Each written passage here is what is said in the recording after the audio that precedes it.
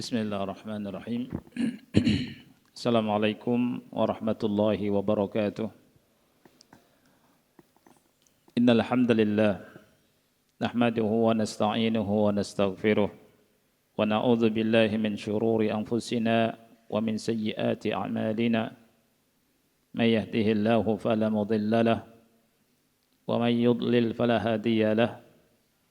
Ashhadu an la ilaha illallah wahdahu لا شريك له وأشهد أن محمدا عبده ورسوله يا أيها الذين آمنوا اتقوا الله حق تقاته ولا تموتن إلا وأنتم مسلمون يا أيها الناس اتقوا ربكم الذي خلقكم من نفس واحدة وخلق منها زوجها وبث منهما رجالا كثيرا ونساء واتقوا الله الذي تساءلون به والأرحام إن الله كان عليكم رقيبا يا أيها الذين آمنوا اتقوا الله وقولوا قولا سديدا يصلح لكم أعمالكم ويغفر لكم ذنوبكم ومن يطع الله ورسوله فقد فاز فوزا عظيما أما بعد فإن أصدق الحديث كتاب الله وخير الهدي هدي محمد صلى الله عليه وعلى آله وسلم وشر الأمور محدثاتها فإن كل محدثة بدعة وكل بدعة ضلالة وكل ضلالة في النار. Ikhwati fillah rahimani wa rahimakumullah. Kembali kita duduk di majlis ini, kita kembali wajib bersyukur kepada Allah atas taufik dan izinnya bisa duduk bersama-sama untuk talabul ilmi syar'i. Semoga Allah Subhanahu wa taala memberikan ilmu yang bermanfaat, memberikan pahala kepada kita semua dan mengangkat derajat kita semua. Amin. Pada kesempatan ini kita akan membahas hadis yang ke-233. Hadis dari Abdullah bin Umar. Semoga Allah meridhai beliau. Beliau berkata, Ra'aitu Rasulullah sallallahu alaihi wasallam hina yaqdamu Makkah. Aku melihat Rasulullah sallallahu alaihi wasallam ketika mendatangi Makkah. Idza istalama ar-ruknal aswad, apabila beliau menyentuh Hajar Aswad, awwala ma yatuf, awal pertama kali beliau tawaf, yahubbu thalathata asywaat. Beliau melakukan hubb, yakni berjalan dengan cepat 3 putaran pertama. Hadis ini dikeluarkan oleh Bukhari di Kitabul Hajj, bab istilam al-hajar al-aswad hina yakdumu Makkah awal ma yatuf wa yarmulu thalathan. Nomor hadisnya 1603, juga diriwayatkan oleh Muslim. Nomornya 1261. Abdullah bin Umar radhiyallahu anhu menghabarkan kepada kita bahwa Nabi sallallahu alaihi wasallam ketika mendatangi Mekah dan ketika bertawaf, Rasulullah SAW istalama maksudnya lamisa. Ya, lamisa ini menyentuh. Ya.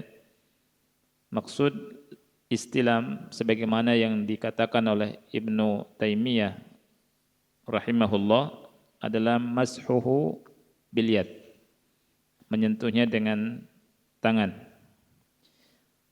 Ar-rukn di situ maksudnya Hajar Aswad. Ya. Dan dikhabarkan di sini bahwa Nabi Shallallahu Alaihi Wasallam melakukan romel dengan bahasa yakhubbu. Romel, dan ini merupakan sunnah dalam tawaf kudum. Ya, siapapun yang melakukan umrah atau haji awal pertama kali datang ke Mekah dan melakukan tawaf, ini namanya tawaf kudum, dan disunahkan untuk melakukan romel, yakni melakukan jalan dengan cepat di 3 kali putaran yang pertama. Ini merupakan sunnah atau salah satu sunnah dari Rasul kita Shallallahu Alaihi Wasallam. Dan disebutkan di sini salasata ashwat, 3 putaran. Sudah kita bahas, ya, putarannya sempurna dari Hajar Aswad ke Hajar Aswad lagi. Adapun hadis yang menyatakan dari Hajar Aswad sampai Rukun Yamani, kemudian Rukun Yamani ke Hajar Aswad, ini hukumnya sudah dimansuh dengan hadis ini. Ada beberapa faedah yang bisa kita ambil fikih dari hadis yang mulia ini. Bisa kita catat. Yang pertama, masyru'iyatu al-bad'i bi tawafil qudum inda wusulihi ila Makkah wa huwa awwalu tawafin ya'ti bihi al-qadimu sawa'un akana lil haji aw li umrah. Sawa'un akana li hajjin am li umrah. Disyariatkannya memulai tawaf kudum. Disyariatkannya memulai dengan tawaf kudum ketika sampai di Mekah. Disyariatkan memulai dengan tawaf kudum ketika sampai di Mekah. Dan ini merupakan tawaf atau awal tawaf ketika orang yang datang ke Mekah, baik itu untuk menunaikan haji atau umrah. Jadi pertama kali siapapun di antara kita, kaum muslimin yang datang ke Mekah, maka yang dilakukan adalah tawaf kudum. Ya, tawaf kudum. Seperti yang dilakukan oleh kita jamaah kaum muslimin yang umrah, apakah langsung ke Mekah atau ke Madinah dulu? Apabila nyampe ke Mekah, yang dilakukan adalah tawaf kudum. Itu namanya tawaf kudum. Dan tawaf kudum ini membuka pundak bagian kanan yang diistilahkan dengan ittiba. Dan tawaf kudum ini di haji ada, di umroh juga ada. Ya. Selebihnya kalau di umroh setelah tawaf kudum, kemudian sa'i, kemudian tahallul, setelah itu antum kalau mau tawaf lagi boleh, namanya tawaf sunnah. Ya, melakukan tawaf, namanya tawaf sunnah. Adapun di haji setelah tawaf kudum, bagi yang melakukan tamattu', dia sa'i, kemudian tahallul, kemudian nunggu sampai tanggal 8 Dzulhijjah, tarwiyah, mabit di Mina, kemudian tanggal 9 wukuf di Arafah, kemudian malamnya di Muzdalifah, kemudian di tanggal 10 melakukan tawaf. Tawafnya namanya tawaf ifadah. Namanya tawaf apa? Ifadah. Kemudian ada tawaf lagi namanya tawaf wada'. Tawaf wada'. Tawaf wada' itu dilakukan ketika kaum muslimin hendak meninggalkan Mekah. Tawaf perpisahan namanya. Hendak meninggalkan Mekah, ini tawaf wada'. Faedah yang kedua, masyru'iyatur ramli fil ashwati thalathatil ula min tawafil qudum. Disyariatkannya melakukan romal. Romal ya, romal. di putaran pertama atau di 3 putaran pertama dari tawaf kudum. Sekali lagi yang kedua, ada faedah dari hadis ini disyariatkannya melakukan rommel. Rommel ini berjalan dengan cepat untuk laki-laki di 3 putaran pertama. Dan itu adanya di tawaf kudum. Tawaf ifadah, tawaf wada, tawaf sunnah tidak. Ya, ini di tawaf apa? Kudum.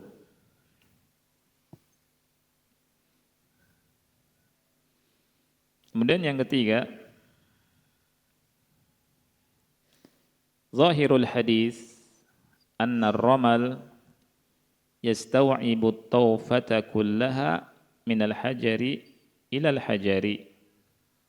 Zahir hadis ini menunjukkan bahwa rommel itu mencakup semua putaran dari Hajar Aswad sampai ke Hajar Aswad lagi. Dimulai dari Hajar Aswad sampai ke Hajar Aswad. Jadi putarannya sempurna.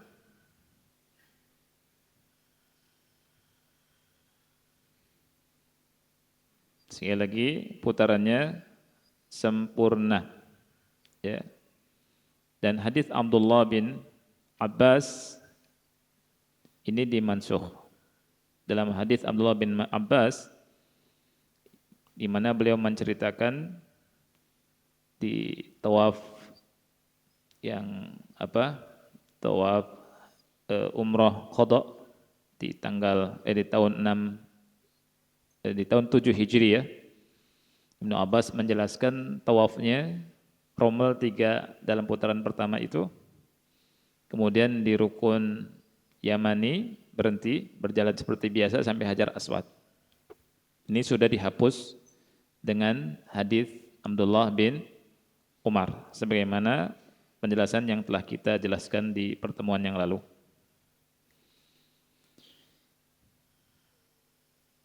Faedah yang keempat, baqa'u masyru'iyat ar-ramal wa in kana sababuhu qad zal ditadhkiri bidzalika sabab.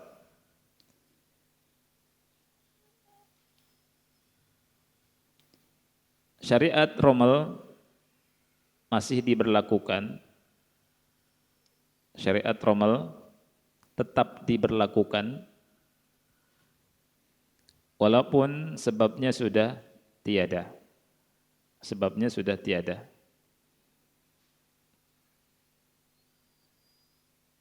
Dengan maksud untuk mengingat sebab tersebut.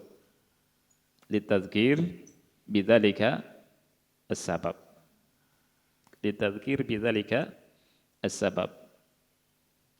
Sebab rommel adalah ketika Rasul tahu orang-orang kufar Quraisy itu mencela Nabi dan para sahabat, bahwa Nabi dan para sahabat adalah orang-orang yang lemah karena kena demam Yathrib. Rasulullah SAW tidak mau dan tidak ingin mereka mencela orang Islam, sehingga Rasul kita SAW memerintahkan para sahabat untuk membuka pundaknya yang kanan dan untuk berjalan dengan cepat sambil menggoyangkan punggung kanan, pundak kanan dan pundak kirinya, untuk menunjukkan bahwa para sahabat Rasulullah SAW adalah orang-orang yang kuat, tidak lemah, tidak seperti yang dipersangkakan oleh mereka orang-orang kufar Quraisy. Ya. Dan ini bisa kita ambil pelajarannya. Kita ini hendaknya menampakkan kekuatan di depan orang-orang kafir supaya tidak dianggap lemah. Ya. Yang kelima, masyru'iyatu istilam al-hajari al-aswad awwala qudumihi. disyariatkannya untuk mengusap, menyentuh dan mengusap Hajar Aswad saat awal pertama datang. Disyariatkannya untuk menyentuh, mengusap Hajar Aswad saat awal kita mendatangi Mekah untuk tawaf. Ini jika memungkinkan. Apabila tidak memungkinkan, maka kita jalan seperti biasa. Begitu juga seperti lari cepat atau jalan cepat. Ya. Ketika kondisinya tidak memungkinkan, jalan seperti biasa.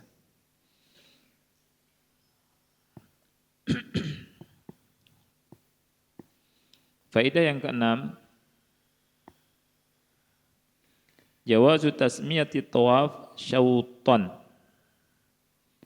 Bolehnya menamakan istilah tawaf dengan syaut. Syaut. Syaut.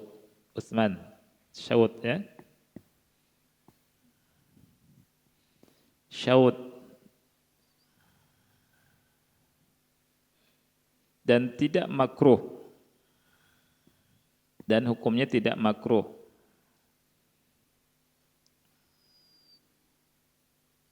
Jadi sebagian ulama mengatakan makruh kan? Tapi yang tepat tidak makruh. Boleh kita menggunakan syaut. 3 kali syaut. 3 kali tawaf. 3 kali putaran. Ya. Karena tidak ada larangannya. Tidak ada larangannya. Dan itu juga digunakan oleh para sahabat Rasul sallallahu alaihi wasallam seperti Abdullah ibnu Abbas dan Abdullah ibnu Umar radhiyallahu anhum.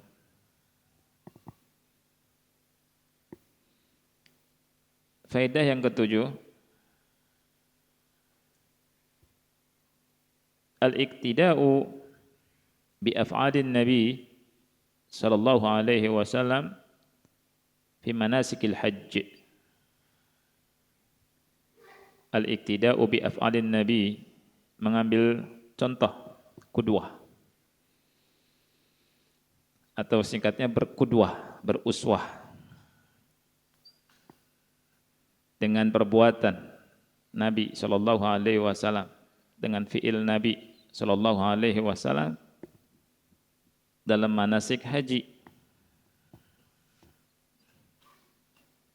Waqad qala sallallahu alaihi wasallam, dan Nabi SAW pernah bersabda, litakhudhu anni manasikakum.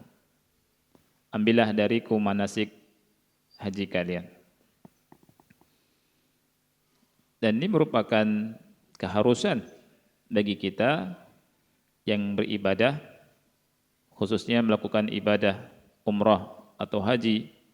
Tidak boleh kita ngarang-ngarang. Tidak boleh kita melakukan ibadah seenak sendiri. Ada seseorang yang datang ke Imam Malik rahimahullahu ta'ala, ya Imam, ini uridu an uhrim. Wahai Imam, aku ingin ihram. Dari mana aku ihram? Kata Imam Malik rahimahullah, min Dzul Hulaifah, min haitsu ahraman Nabi sallallahu alaihi wasallam. Kalau Anda ingin ihram, lakukan dari Dzul Hulaifah, di mana Rasul sallallahu alaihi wasallam melakukan ihram dari sana. Kemudian dia mengatakan, ya Imam, ini uridu an uhrim minal Masjidin Nabawi min indi qabrin Nabi sallallahu alaihi wasallam. Wahai Imam, saya ingin melakukan ihram, saya melakukan ihram setarnya dari Masjid Nabawi, dari samping kubur Nabi sallallahu alaihi wasallam. Imam Malik rahimahullah berkata, la taf'al. Jangan kau lakukan. Inni akhsha 'alaikal fitnah. Aku khawatir engkau terkena fitnah. Tertimpa fitnah. Dia mengatakan, ya Imam, ayo fitnah. Fitnah apa? Innama hiya amyalun aziduha. Yang saya lakukan hanya beberapa mil saja. Saya tambah. Apa salahnya? Apa fitnahnya? Imam Malik rahimahullah berkata, fitnah apa yang lebih besar daripada engkau menyangka atau engkau melakukan sebuah amalan yang tidak ada contohnya dari Nabi Muhammad sallallahu alaihi wasallam. Kemudian Imam Malik rahimahullah membawakan firman Allah Subhanahu wa taala, "Falyahdharil ladzina yukhalifuna an amri an tusibahum fitnah aw yusibahum adzabun alim." Hendaknya orang-orang yang menyelisihi perkara Rasul sallallahu alaihi wasallam takut ditimpa fitnah atau ditimpa azab yang pedih. Orang yang menyelisihi Rasul tidak mau mengambil Rasul sebagai uswah, dia akan tersesat, terfitnah. Dia akan jauh dan enggak boleh, hukumnya haram. Dan Rasul pun sallallahu alaihi wasallam menegaskan di sini, litakhudhu anni manasikakum. Ambil dariku manasik kalian. Bukan ambil dari kiai, bukan ambil dari ustaz. Ya. Tapi ambil dari Nabi Muhammad sallallahu alaihi wasallam. Gimana kalau kiainya ngambil dari Nabi? Ya enggak apa-apa kalau ngambil dari Nabi. Ya. Tapi kalau tidak ngambil dari Nabi, siapapun orangnya, enggak boleh kita contoh. Enggak boleh kita membuat syariat baru. Karena Allah Ta'ala berfirman dalam Al-Quran, Am lahum syuraka syara'u lahum minad din ma lam ya'zan bihillah. Apakah mereka memiliki sekutu yang membuat syariat agama yang tidak diizinkan oleh Allah? Dan Rasul kita pun sallallahu alaihi wasallam bersabda, Man amila amalan laisa alaihi amruna fahuwa rad. Barang siapa yang beramal dengan sebuah amalan yang tidak ada contoh dari kami, maka tertolak. Dalam lafaz yang lain Rasul bersabda, Man ahdatha fi amrina hadza ma laysa minhu fahuwa raddun. Barang siapa yang membuat perkara yang baru yang tidak ada contoh dari kami, maka tertolak. Khudhu anni manasikakum, kata Rasul. Ambil dariku manasik kalian. Dan ini merupakan penegas dari Rasul kita sallallahu alaihi wasallam bahwa ibadah itu mencontoh beliau. Manusia enggak tahu bagaimana ibadah yang benar. Oleh karena itu Allah utus Rasul. Apa fungsinya Allah mengutus Rasul kita sallallahu alaihi wasallam? Ya. Dalam al-usulus tsalatsa, ketika kita bersyahadat Muhammad Rasulullah, ada 4 hal yang harus diperhatikan. Yang pertama, ta'atuhu fima amar. Kita mentaati perintah beliau sallallahu alaihi wasallam. Yang kedua, wajtinabu ma naha anhu wa zajar. Menjauhi larangan beliau. Kemudian yang ketiga, tasdiquhu fima akhbar. Membenarkan beritanya. Kemudian yang keempat, alla yu'badallahu illa bima syara'a. Tidak boleh beribadah kepada Allah kecuali melalui syariat Nabi Muhammad sallallahu alaihi wasallam. Kita menyatakan asyhadu an la ilaha illallah, aku bersaksi tidak ada ilah yang berhak diibadahi kecuali Allah, dan aku bersaksi bahwa Muhammad Rasulullah. Ketika bersaksi Muhammad Rasulullah, Allah utus pada kita, kita ikuti sunnahnya beliau, utusan Allah. Rasulullah, utusan Allah. Ada konsekuensinya yang kita mengatakan Muhammad Rasulullah. Ya kan? Mentaatinya, ya, membenarkan khabarnya, kemudian menjauhi larangannya, kemudian beribadah kepada Allah dengan syariat Nabi Muhammad sallallahu alaihi wasallam. Makanya ulama bilang semua jalan menuju Allah tertutup kecuali jalannya Nabi Muhammad sallallahu alaihi wasallam. Jadi enggak boleh kita ngarang-ngarang dalam ibadah. Yang sesuai sunnah kita ikuti. Ini ujian. Ujian kita itu, amal kita ini sesuai sunnah atau tidak? Itu ujian. Alladzi khalaqal mauta wal hayata liyabluwakum ayyukum ahsanu amala. Dialah Allah yang menciptakan kematian, yang menciptakan kehidupan, agar Allah uji kalian siapa di antara kalian yang paling baik amalnya? Surat Al-Mulk ayat 2. Allah menciptakan kematian, Allah menciptakan kehidupan. Allah uji kita, ini tujuannya. Siapa di antara kita yang paling baik amalnya? Dan yang paling baik amalnya itu sebagaimana yang disebutkan oleh Fudail bin Iyad rahimahullahu taala ketika beliau menjelaskan ayat ini, kata beliau ay akhlasuhu wa aswabuh. Yang paling ikhlas dan yang paling shawab. Ikhlas, shawab. Apa itu ikhlas dan shawab? Dibilang innal amala idza kana khalisan wa lam yakun shawaban lam yuqbal. Amal itu kalau khalis tidak shawab tidak diterima. Wa idza kana shawaban wa lam yakun khalisan lam yuqbal. Begitu juga kalau shawab tidak khalis tidak diterima. Hatta yakuna khalisan shawaban. Sehingga amal itu khalis dan shawab. Fal khalisu ay yakuna lillah. Khalis itu amalan sesuai sunnah. Khalis itu amalan harus karena Allah. Was-shawabu ay yakuna ala sunnah. Shawab itu harus sesuai sunnah. 2. Syarat diterimanya amal, ikhlas, dan mutaba'ah. Seseorang atau hamba Allah ketika menjalankan ibadahnya dengan 2 hal ini, maka dia lulus dari ujian. Ibadahnya didasari dengan ikhlas, didasari dengan ittiba. Bukan yang penting banyak. Karena amalan yang kita lihat semakin jauh dari air yang jernih, muara yang jernih dari Rasul kita sallallahu alaihi wasallam, banyak tercampuri dengan bid'ah. Makanya manhaj yang bagus sekali yang disampaikan oleh Syekh Albani rahimahullah, manhaj tasfiyah wa tarbiyah. Tasfiyah wa tarbiyah. Apa itu tasfiyah? Tasfiyah ini pensucian. Dibersihkan.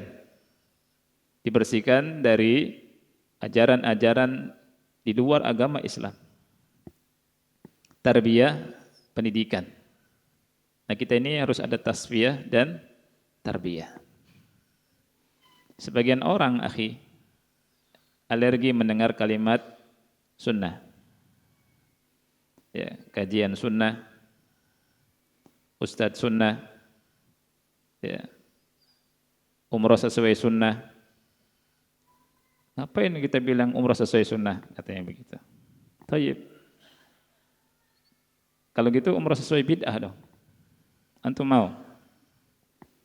Nah, tapi di sisi lain ada yang gulu, ada yang berlebihan.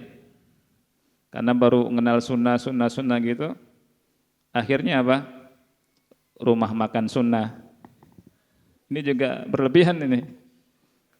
Terus motor-motoran sunnah, sepedaan sunnah. Ini takutnya bid'ah ini. Enggak ada. Ini menjual nama sunnah juga. Ya. Di sisi lain ada orang yang alergi tentang hal ini.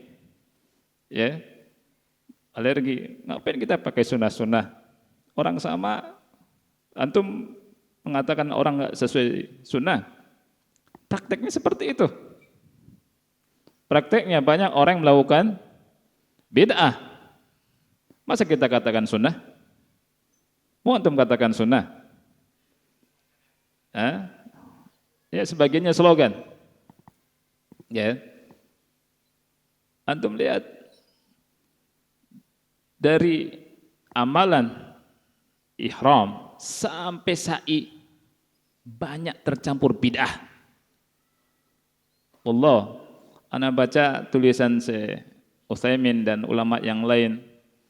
Ini yang sunnah seperti ini, yang keliru seperti ini, sunnah seperti ini, yang keliru seperti ini. Dan itu banyak. Ya. Kalau kita melakukan ihram atau umrah sesuai sunnah, itu yang diharapkan, kita mengikuti sunnah Rasulullah sallallahu alaihi wasallam. Ya. Kasihan orang karena nggak ngerti sunnah, bolak-balik ya dari keluar tanah haram masuk lagi ke Mekah, capek ya. Kemudian yang mestinya doa enggak doa, yang mestinya enggak doa doa. Setelah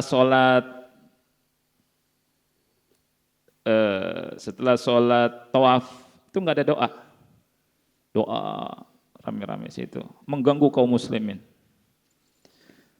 Mestinya doa enggak doa. Di sa'i harusnya doa enggak doa. Balapan. Bahkan yang parahnya karena enggak ngerti, dari hitungannya dari sofa ke sofa lagi satu. Ya. Subhanallah. Apa antum mau pakai ini? Enggak. Rasul bilang man amila amalan laisa alaihi amruna fahuwa raddun. Rasul bilang litakhudhu anni manasikakum. Ambillah dariku manasik umrah dan haji kalian. Bukan dari orang. Dari Rasul sallallahu alaihi wasallam. Dan Rasul bilang man amila amalan laisa alaihi amruna fahuwa radd. Dan Imam Malik ketika ada orang yang datang ke Imam Malik, ana mau umrah mulai ihram dari Masjid Nabawi, dari samping kubur Nabi. Kan bagus, nambah. Imam Malik enggak begini. Oh, top antum, Masya Allah. Enggak. Imam Malik bilang la taf'al, jangan lakukan. Inni akhsha 'alaikal fitnah. Aku khawatir kau terkena fitnah. Dia bilang, ayo fitnah ya Imam. Innama hiya amyal aziduha. Fitnah apa? Cuma sekedar beberapa mil saja. Anda tambahkan baik. Lihat. Di kaidahnya mereka itu kan baik. Apa salahnya? Kan baik, kan bagus. Lihat. Allah menguji kita di surat Al-Mulk ayat 2. Liyabluwakum ayyukum ahsanu amala, bukan banyak, bukan panjang, tapi yang sesuai sunnah Rasul sallallahu alaihi wa ala alihi wasallam. Nah, kita harus pertengahan. Sunnah itu pertengahan. Tidak membenci sunnah, alergi dengan kalimat sunnah, kayaknya benci sama istilah ustadz sunnah. Kalau gitu ada ustadz wajib dong. Ini orang bodoh ini. Ya. Ada kitab As-Sunnah, kitab itu. Kitab apa? As-Sunnah. Memang kita enggak namakan diri kita ulama yang seperti dituduhkan ya. Jadi ada As-Sunnah. Ada sunnah lawannya bid'ah. Tapi di sisi lain ada ikhwan yang gulu, ini juga muskilah. Tadi Anda bilang gulu. Bikin kelompok motor-motoran disebut baker sunnah, bikin perumahan sunnah supaya laku sunnah rumahnya. Ini juga berlebihan, ya. Panahan sunnah, la haula wala quwata illa billah. Panahan sunnah, gimana ceritanya? Nanti ada rudalan sunnah tuh, ya tidak. Ini berlebihan. Biasa aja. Lihat ada yang gulu, ada juga yang alergi. Ya, harus pertengahan. Ya. Antum kalau mau bikin travel sunnah. Ya, travel misalkan namanya Abu Alif misalkan. Ya Abu Alif ya. Travel Abu Alif gitu. Insya Allah bagus, ya kan? Seperti itu. Ya? Iya, jangan jualan atas nama sunnah. Jangan jualan atas nama sunnah. Tapi antum mendatangkan ustadz yang mengajarkan sunnah dan travelnya membimbing dengan ustadz sunnah, bagus. Ya. Jangan jualan mengatasnamakan sunnah, terlalu murah jualan mengatasnamakan sunnah itu. Iya. yang ngeri mengatasnamakan perumahan sunnah, perumahannya nggak benar lagi. Ya, sudah dibayar, nggak jadi rumahnya. Duitnya dibawa kabur. Ini kabur sunnah apa gimana ceritanya? Ini kabur apa ini? Ya, ya, ya betul. Oh banyak akhi, banyak kasus ya. Ada beberapa kasus ini datang mengatasnamakan lembaga sunnah, tapi macam-macam ngambil harta orang. Ini juga jangan. Antum jangan mudah percaya deh sama orang mengatasnamakan sunnah. Ini gulu. Lihat dari satu sisi ada ikhwah yang gulu, di sisi lain ada yang alergi. Kita pertengahan saja. Nah, faedah yang ke-8, jawazu wasfil hajari bil aswad. Bolehnya mensifati hajar dengan aswad. Jadi hajar batu hitam ya. Aswad itu artinya hitam. Kenapa hitam? Awalnya putih.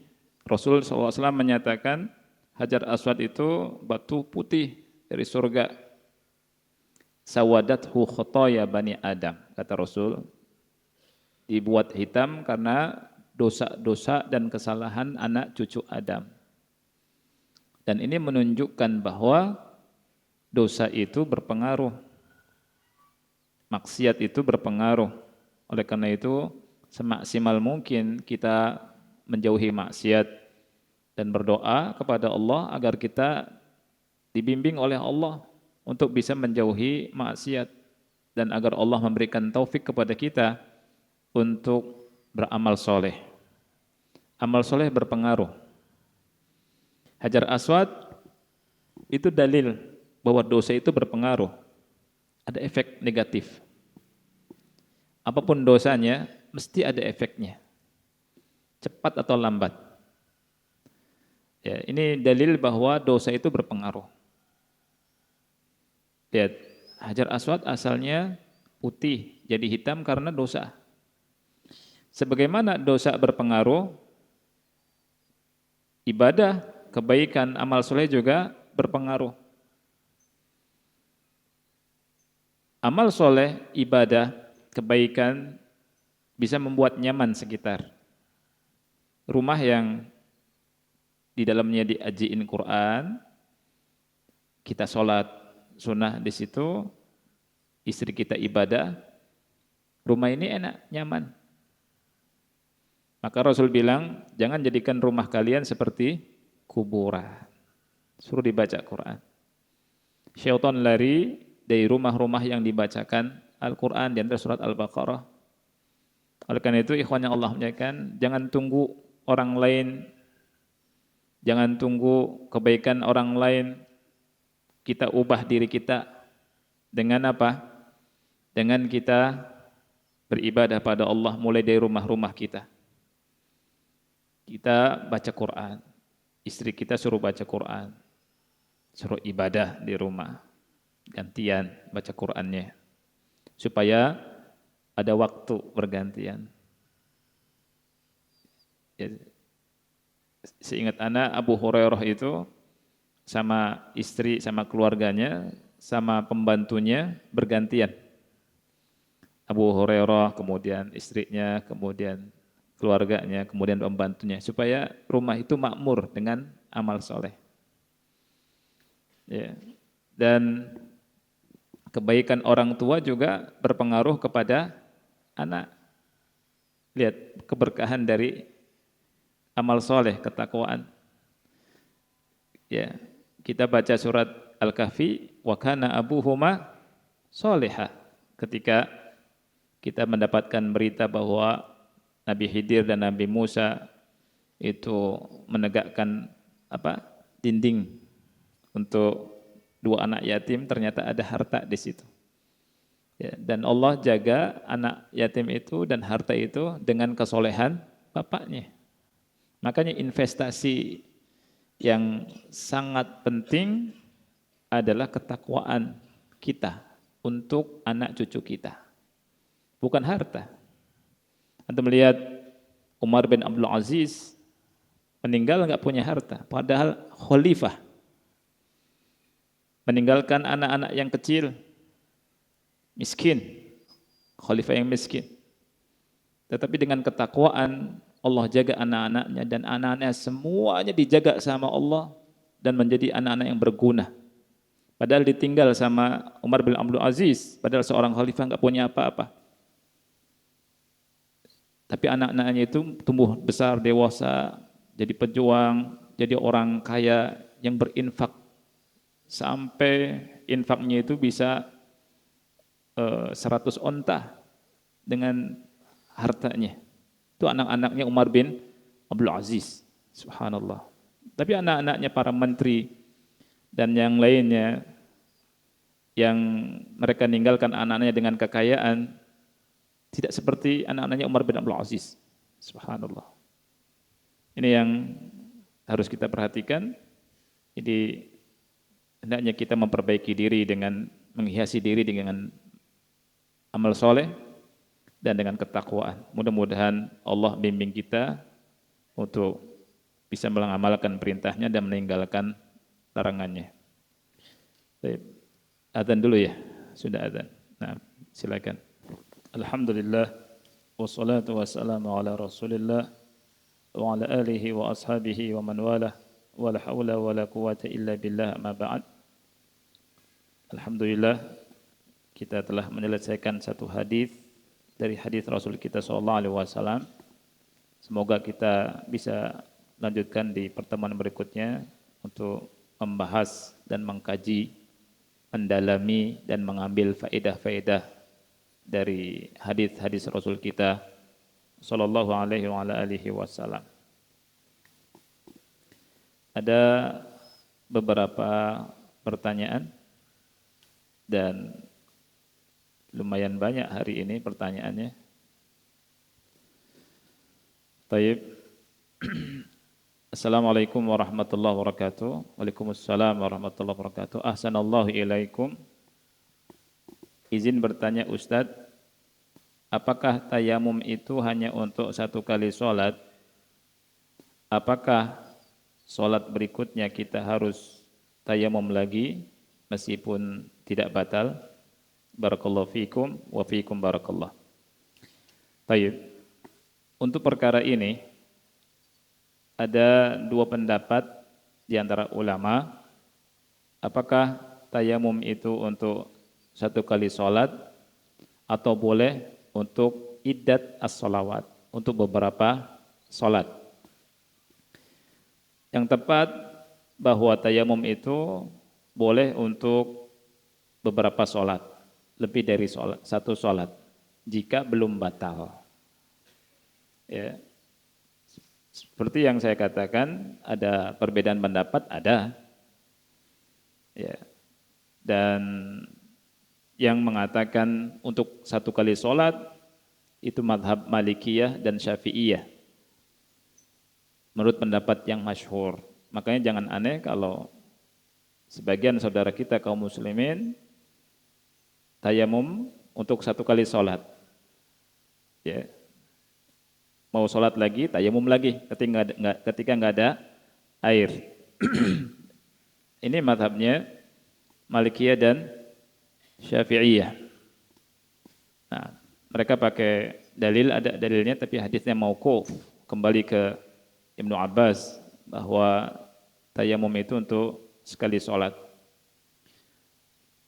Pendapat yang benar seperti yang tadi Anda sampaikan, atau saya lebih condong ke pendapat ini, bahwa tayamum itu bisa digunakan untuk lebih dari satu sholat, baik itu sholat sunnah atau sholat wajib, selama tidak batal. Kalau batal, tayamum lagi. Ya. Dan ini pendapatnya Hanafiyah dan satu riwayat dari Imam Ahmad bin Hanbal. Dengan dasar keumuman firman Allah Ta'ala dalam Al-Quran, falam tajidu ma'an fatayammamu sa'idan thayyibah. Jadi kalau kalian tidak mendapati air, hendaknya kalian melakukan tayamum dengan sa'id yang baik, tanah yang bagus, yang thayyib. Lihat, air kalau enggak ada, gantinya apa? Debu, tayamum, sa'id. Dan ada kaidah al-badal ya'khudh hukmal mubdal. Pengganti mengambil hukum yang digantikan. Ketika tayamum menggantikan air wudu, maka sama saja hukumnya. Tidak beda. Oleh karena itu tayamum yang tepat wallahu alam boleh untuk lebih dari satu kali.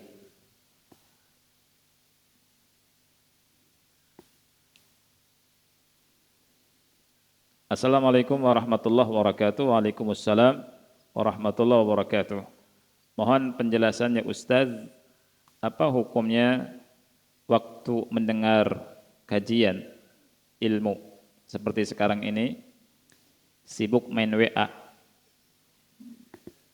untuk dikirim di grup WA lainnya atau temannya jamaah. Jazakallah khairan Ustaz. Nah, kalau sibuk main WA itu lebih baik jangan, ya, lebih baik jangan. Karena apa? Nanti tersibukkan dengan WA. Misalkan dikirim, ada yang nanya, itu pengajian di mana? Di mana ini? Kubah 9. Majelis mana? Dijawab lagi, kapan? Tiap hari Kamis, malam Jumat. Siapa ustadznya? Ustadznya fulan. Rumahnya di mana ustadznya? Udah punya anak belum? Istrinya berapa? Wacada. Nggak ngaji. Ya, jangan. Nah, jadi ngobrol. Itu wasilah ngobrol jadi tutup. Kalau mau nulis, tulis saja. WA-nya matikan, misalkan di HP nggak apa-apa, tulis. Ya, Allah Maha tahu lah bagaimana apa yang antum lakukan. Allah Maha tahu, Allah Maha mendengar. Ya. Jadi Allah melihat kita tidak? Lihat. Kita lagi apa? Dilihat. Kita ngomong apa juga didengar sama Allah. Karena hari Rabu ana ngajar pesantren Midajus Sunnah. Dulu binaannya Ustaz Yazid rahimahullah. Ya kita lanjutkan pesantren itu. Nah, ngajar usul tafsir, pas berhubungan tentang masalah asbabun nuzul. Subhanallah. Faedahnya besar asbabun nuzul itu. Jadi Syekh Utsaimin memberikan contoh tentang peristiwa Mujadilah, ada perempuan yang datang ke Rasul mengeluhkan suaminya menzihar dia, menzihar.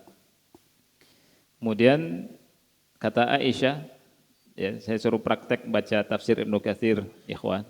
Saya bilang praktek, antum talkhis, nanti PR, nanti kerjakan. Pekan depan saya bilang kalau enggak dikerjakan disetrap satu-satu. Kalau enggak dikerjakan kaki ngangkat satu sambil begini. Nah, talkhis nanti saya bilang saya nilai. Nah, ketika di di tafsir Ibnu Katsir itu dijelaskan dan hadis dari Aisyah, dari Imam Ahmad, kata Aisyah, alhamdulillah segala puji bagi Allah yang pendengarannya itu luas, mendengar segala sesuatu. Datang seorang wanita yang mengadukan urusan suaminya, berbicara kepada Nabi SAW, dan ana, kata Aisyah, fi nahiyatil bait, di salah satu sudut rumah. Ana enggak mendengar perkataan wanita itu samar-samar. Tapi subhanallah, Allah dari 7 langit menurunkan firman Allah tentang mujadilah. Allah Maha mendengar. Allahu sami'un basir. Di ayat itu, di ayat pertama, di akhirnya itu, subhanallah. Jadi Allah dengar, ya, Allah ngelihat. Kalau Allah dengar, Allah ngelihat, kita ngomong yang bagus-bagus. Kalau Allah ngelihat, ya kita jangan main HP waktu ngaji, ya tunjukkan betul-betul dapat pahala. Malu, ya kan? Ngaji pas ngaji main HP. Gitu. Baik. Kalau sudah ditulis mau di-share boleh, ya. Antum yakin share untuk orang dapat pahala, tak apa-apa. Insya Allah antum dapat pahala juga.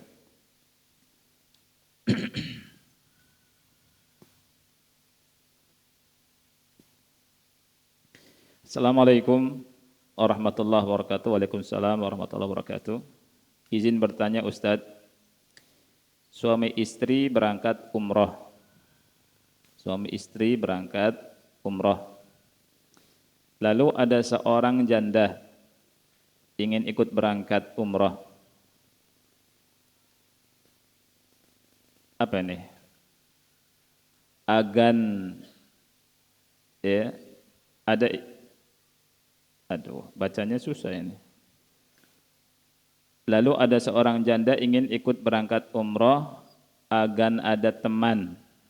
Oh, agar, ya, maaf ya, agar ada teman di perjalanan ataupun di sana. Maksudnya apa? Nemenin suami istri gitu, atau istri suami nemenin janda itu? Ya, bagaimana hukumnya, boleh atau tidak, Ustaz? Tidak boleh. Ya, ya, iya, bukan mahramnya, bukan mahramnya. Di zaman Rasul Shallallahu Alaihi Wasallam, ya kan, ada sahabat dan ikut berperang, mau sahabat itu ikut berperang.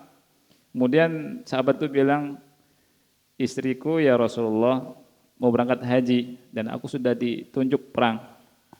Ya, Rasul suruh laki-laki itu untuk nemeni istrinya. Ya. Nah, kalau janda mudah-mudahan Allah mudahkan untuk dapat jodoh sehingga bisa umroh bareng. Atau misal umroh sama mahramnya, ya. Misalkan ayahnya kalau masih hidup, pamannya atau adiknya atau kakaknya, ya, seperti itu. Terus ibu-ibu nggak takut dah sama suaminya, ya, ya,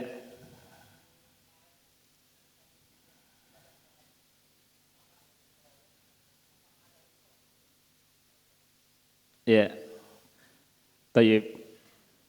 Ulama yang mengatakan bolehnya haji tanpa mahram kalau ada teman wanita yang lain, itu haji yang wajib, haji pertama.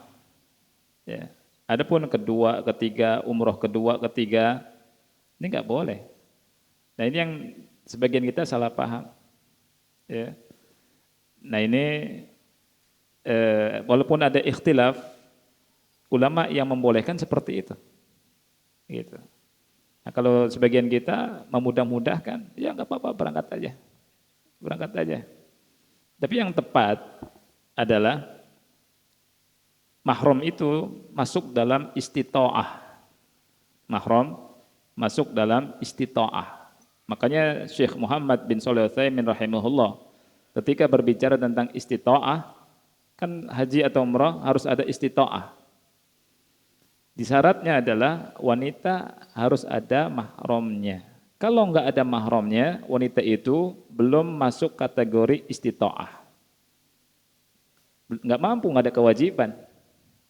Ya, dan enggak apa-apa kalau enggak ada kewajiban. Pahala insyaallah niatnya.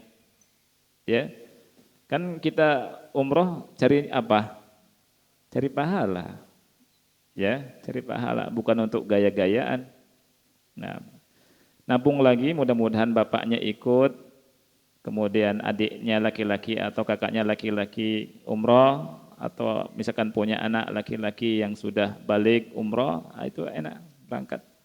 Ya. Nah,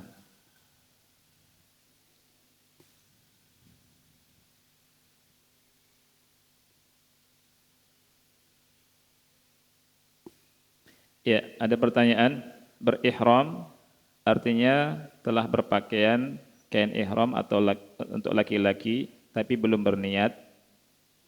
Berihram plus niat dilakukan di Dzulhulaifah. Adakah perbedaan makna dari keduanya? Iya. Ihram itu dari kata ahrama yuhrimu ihraman. Ya. Dan yang dimaksud ihram itu niat ad-dukhul fin nusuk. Niat untuk masuk dalam manasik, nusuk ibadah. Itu maksud dari ihram. Adapun memakai pakaiannya boleh dilakukan sebelum itu. Misalkan kita yang di Indonesia mau langsung ke Mekah, mau langsung umrah. Misalkan mau makainya di bandara dan saya lihat kawan-kawan banyak pakai itu boleh, ya, boleh. Tapi ketika sudah mau masuk atau sudah mau lewat miqat, lepas semua selain izar dan rida. Rida, izar, itu yang dipakai untuk laki-laki. Topi lepas semua. Ya. Kemudian ucapkan labbaik Allahumma umratan. Allahumma hadhihi umratun la riya'a fiha wala sum'ah. Kemudian baca labbaik Allahumma labbaik, labbaik la syarika laka labbaik. Innal hamda wan ni'mata laka wal mulk la syarika lak. Itu. Ya. Kalau niatnya setelah miqat, ya, setelah miqat ini keliru. Hukumnya harus balik lagi, kata Syekh bin Baz. Ya, balik lagi, ihram dari situ. Tapi kalau nggak balik lagi, bayar dam. Ya, bayar dam. Nah, itu. Wallahu a'lam bishawab. Assalamualaikum Ustadz. Waalaikumsalam. Benarkah hadis sebelumnya merupakan dalil bolehnya demo? Nabi dan para sahabat sama-sama menampakkan kekuatan kepada pemerintah Mekah ketika itu. Ini dalilnya kemana, demo kemana? Ini bukan dalil demo ini. Ya, masa Nabi demo? Subhanallah, subhanallah. Nabi besar, akhi. Nabi besar. Masa Nabi yang mulia demo? Nabi disamakan dengan pendemo, akhil haula wala quwata illa billah.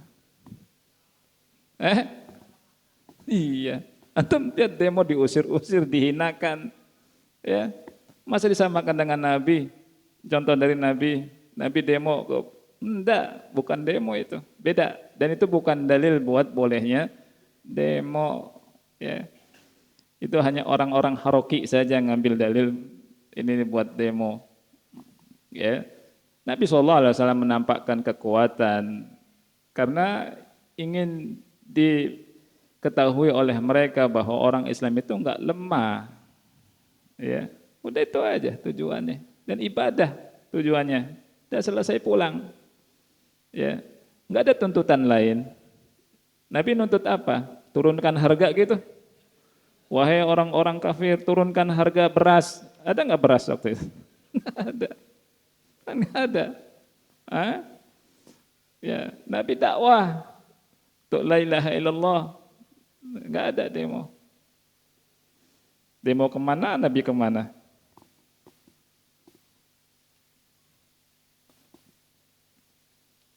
Ya.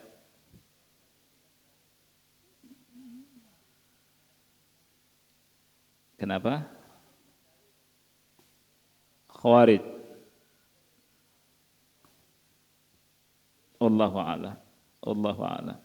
Ya. Karena berbeda ya. Karena pemerintahannya tidak seperti Utsman bin Affan. Iya.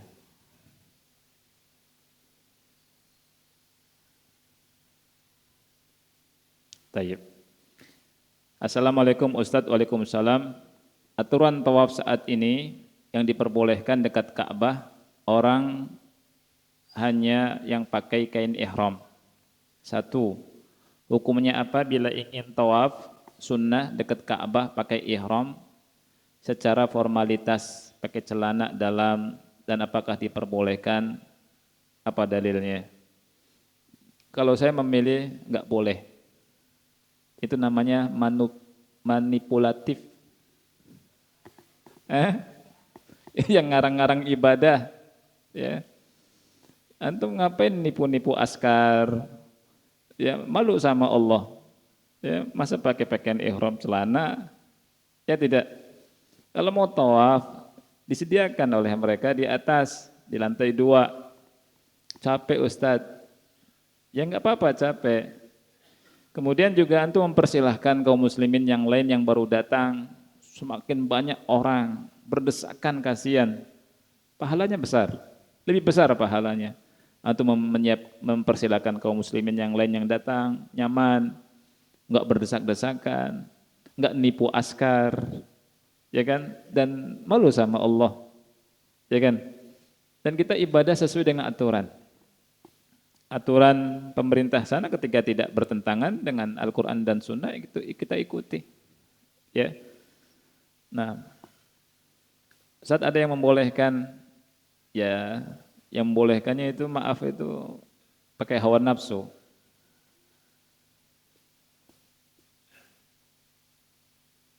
Apakah dibolehkan tawaf sunnah dekat Ka'bah pakai ihram dengan melakukan syariat pakai pakaian ihram seperti mandi sunnah dan lain-lain dan didahului dari mikot tetapi di sekitar Masjidil Haram? Enggak ada.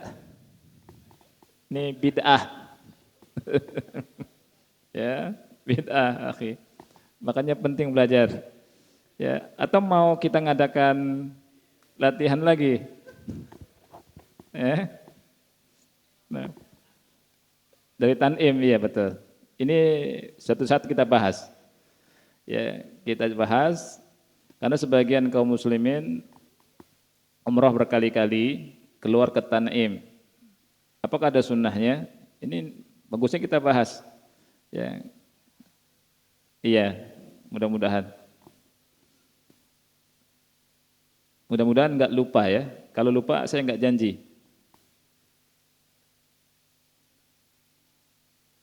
Bagaimana sebaiknya melakukan tawaf sunnah sesudah tawaf kudum? Iya, antum melakukan kapan saja boleh, berapa kali saja boleh, sehari semalam itu bebas. Ya, tapi Anda sarankan di lantai kedua. Dan itu biasa juga kita lakukan sama kawan-kawan lantai 2. Santai, sehat juga, ya. Enak dan subhanallah banyak kaum muslimin yang melakukannya. Banyak. Enak juga. Habis itu kita santai, duduk, mau ngopi-ngopi dulu lagi. Ya, habis sholat, tawaf lagi. Cuma ya kakinya pegel memang. Ya asal kuat saja. Ya. Oh iya, apakah tawaf sunnah menggantikan tahiyatul masjid? Jawabannya, kalau tawaf sunnah kemudian antum sholat 2 rakaat, iya. Tapi kalau misalkan hanya tawaf saja, tidak.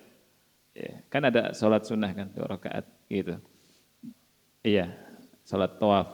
Karena sholat tahiyatul masjid itu bisa diganti dengan sholat apapun. Ya, wallahu a'lam. Mohon pencerahannya Ustadz, kami setiap rakaat buang angin, apakah kami boleh 1 kali wudhu untuk 1 sholat saja, ataukah 1 kali wudhu untuk beberapa sholat sunnah dan sholat fardu dalam 1 waktu sholat fardu?